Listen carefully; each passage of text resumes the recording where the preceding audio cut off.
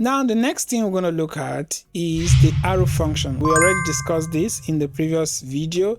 Wow! But I can also show you something about this. So I'm going to still comment this out, the arrow function. So I will write a code and then I explain how it is. So I already gave you an example. Let's say we want to create a function called subtraction. So let's say const subtract. So this is, so let's say const subtract is equal to the parameters that we need. So x comma y, and then use the arrow key, equals, and then greater than sign, and we put the curly brackets and say return x minus y. So this is the arrow key. You see const subtract x comma y, return x minus y. So if we call on function subtract, let's say subtract 10 5, so we can say let result 2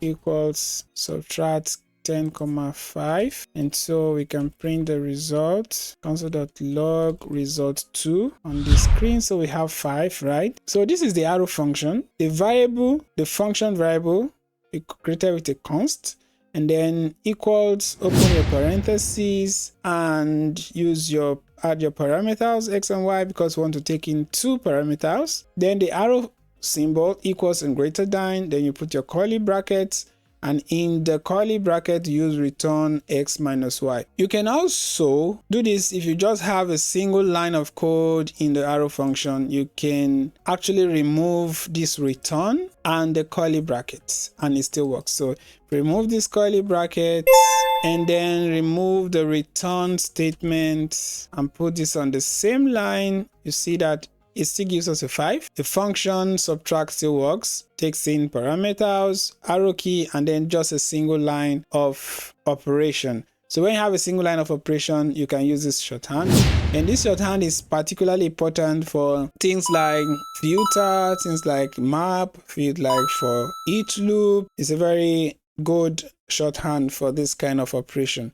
So let's see another example. For instance, we have an array. Let's say const people array is equal to this. Let's say const country, because I have people above. Don't want to step on toes. So we have Germany, Portugal, Spain, Nigeria, United States. Okay, so we have this const countries. So we can just use the arrow function to create a function called filter, and then to return the, okay, so let me add, to return the substrings of the country that start with G.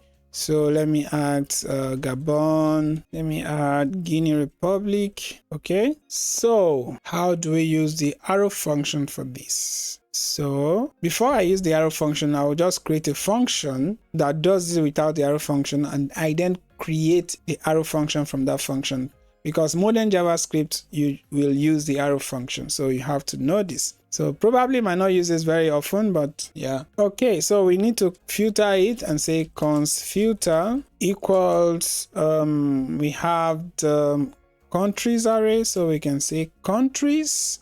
We use the function called filter, or method called filter rather. And then in the filter, we create a function. So that means we use the keyword function. And if you have a function, you have to open parentheses, and then we put the curly brackets. I click on tab so that I have more space, a semicolon at the end. Then inside the parentheses for the function, we create a variable. You could call it C, or I'm going to call it country, right? So we want this function to go through the array, to go through all the elements, country, and then filter out the countries that start with G. Okay, so inside the function that is in the filter method, we say you are going to return country dot substring rather, country dot substring. We need a first letter, so it's going to start from 0 up until 1, where we have triple equality and then G. Okay, so the function is filtered, and then we use the method filter on the countries array. So the filter method takes in a function we have to create. So we are creating the function that will go through each element of the array, each country in the array, and then retrieve the first letter. So and then checks for the first letter. So any ones where the first letter matches with G, it prints it out. So we need to see on the console. So we say console.log, we want to print filter to the screen, and then we have it. We have Germany, Gabon, Guinea. So it prints all the countries that start with G, not just the letter G. So it prints all the countries that starts with G. So we have Germany, Gabon, and Guinea Republic. Okay, so spend some time experimenting with functions on your own. The more you practice, the better you'll get at applying this in the real world. So give it a shot, and when you're ready, come back for the next one. Thanks for watching, and don't forget to like, share, and subscribe. If you have any question, drop them in the comment, and I will see you in the next one.